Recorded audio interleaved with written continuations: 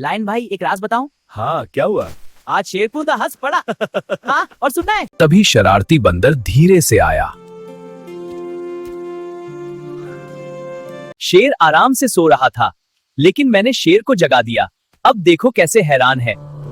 शेर गुस्से में चिल्लाया, कौन है? अरे शेर राजा मैं ही तो हूँ। रुको यहाँ मत, जब चपटूंगा तब देखना। बंदर पेड़ पर चढ़कर बोला, सरप्राइज शेर भाई, मॉर्निंग एक्सरसाइज।